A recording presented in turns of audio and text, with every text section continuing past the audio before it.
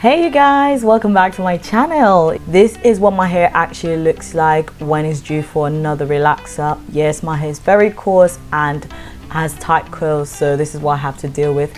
In this video, I'm going to show you how I relax my hair from matted, okay, to shiny and luscious. Don't forget to like and subscribe, and let's get right into it.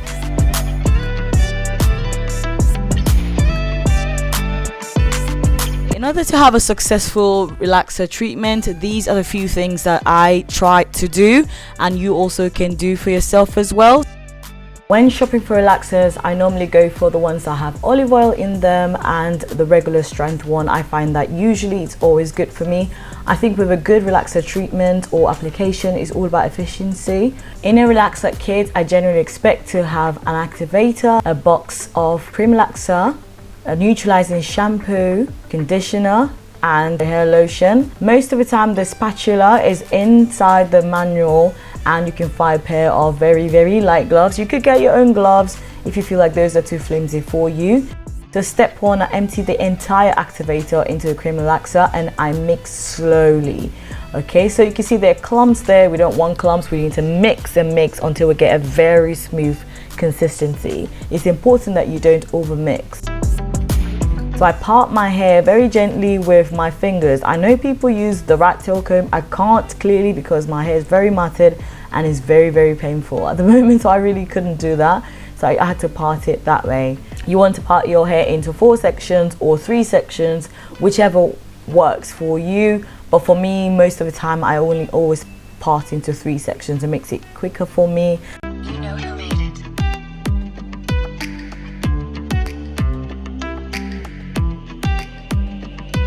Then I go in to apply some kind of oil base to protect my scalp from this relaxer treatment. I do this on all the areas of my scalp. I try to cover the entire scalp as much as possible, and I go around the perimeter of my hairline. So I protect my ears as well, my neck area, my forehead, every single area of exposed skin around there. I just protect with oil, and I go at my strands as well. So the already relaxed hair, I put some oil on that as well to form a barrier between the relaxer and my hair shaft.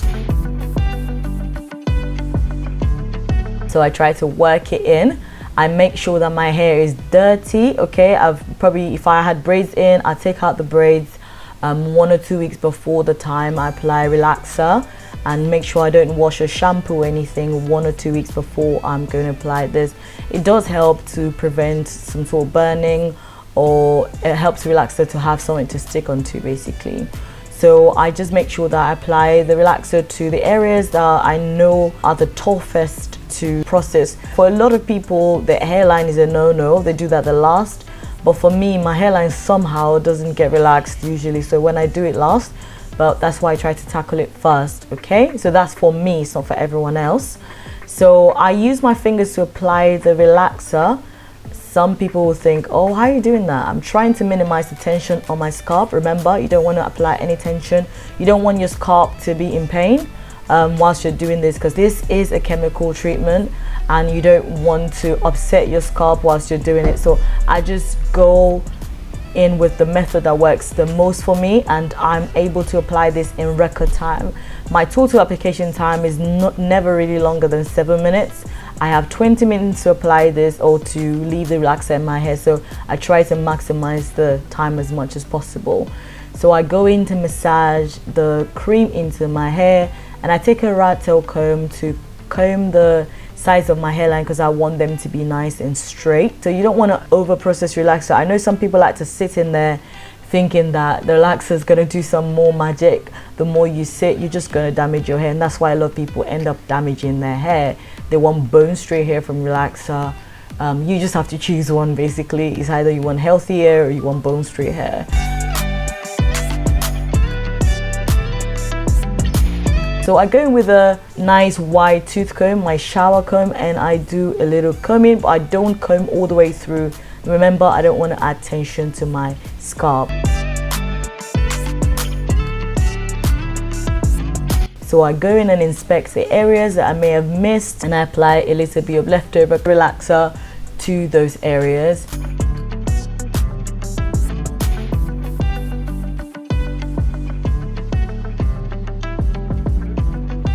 And now I carefully, you can see I'm cleverly taking out my gloves, and I just pop it off and throw it into the pot.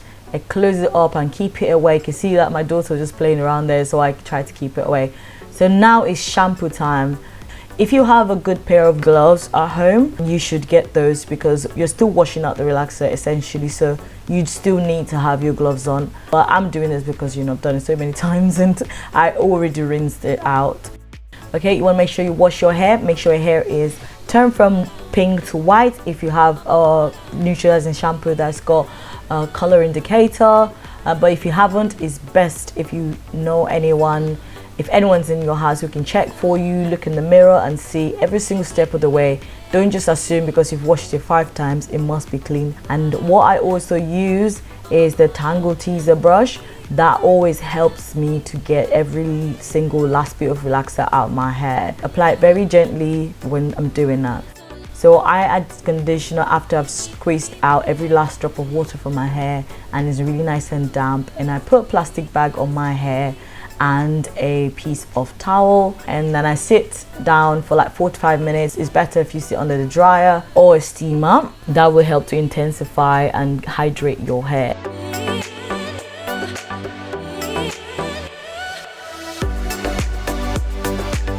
You can see after I've finished washing my hair, it's amazing. It's nice and fresh and easier to manage now, and which is really the goal. This is the reason why I lax my hair anyway, so it's easier for me to manage, and I'm not stuck with just doing braids and twist outs and all of that. I've tried that in the past and my hair is just not here for it, so this method works for me. And I've gone ahead to inspect the entire scalp and just made sure that there are no burns or under processed parts of my hair, and it just seems so good.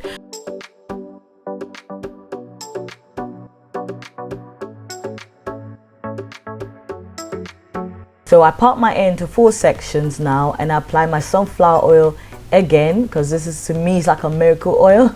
I really love it. I apply it to every section of my hair, and then I massage that into my scalp.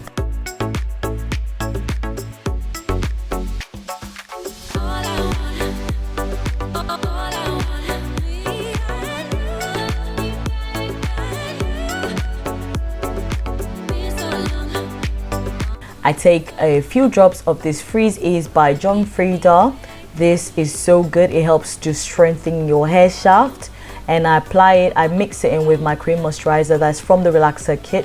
I take a little bit at a time, just enough to cover the entire hair. I just massage it into each section of hair. So I split the hair and massage the oils in there, and I take my big shower comb, white tooth comb, and I go from tip to root.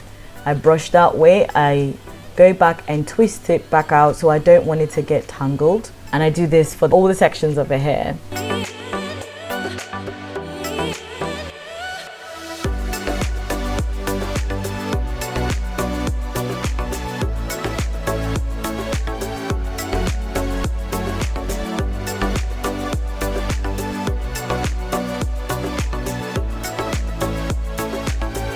It's important to handle your hair with so much care, because now you've done a treatment on it. You don't want it to, you don't want to be dragging and brushing so harshly. You just want to take it easy, gently on your scalp. And yeah, just, you see that there's not much breakage on my hair. Even though my hair was very matted, I don't really have a lot of breakage because I took all the necessary precautions. And yeah, you just want to be gentle with your hair and very, very careful. I don't have any burns whatsoever, to be honest, on my scalp. Some people get burns, and that comes with when you don't do a proper prep, or you leave your hair to process for much too long, or when you use like a high strength relaxer. It's really up to you, but I would definitely generally tell you not to use super strength. Regular is always the best way to go.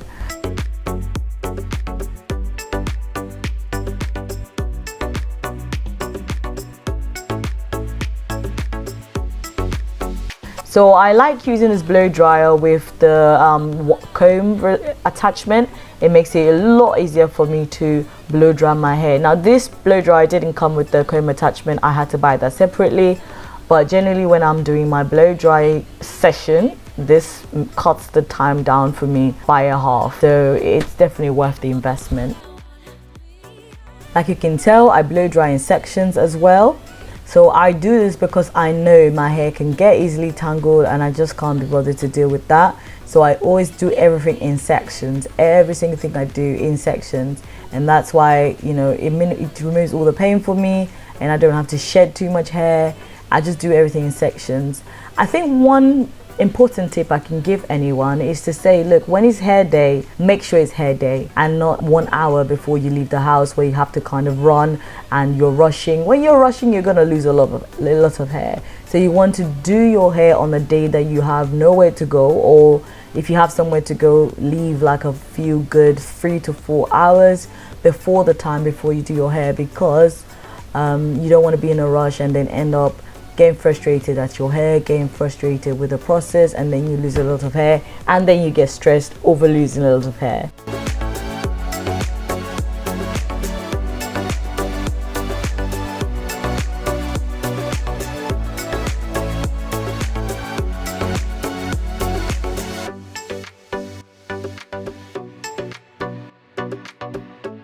So that brings me to the end of this video. You can see how I went from matted hair to nice, manageable, shiny, luscious hair. Okay, it is achievable. You can do it on your own, but I strongly suggest to get a professional, if you can, in your neighborhood who can help you to do your hair.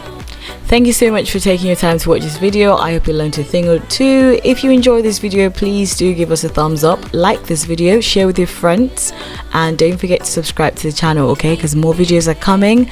Do join the family. I would really love to have you, and until then, have a lovely day, enjoy yourself, and I'll see you in the next video. Bye now.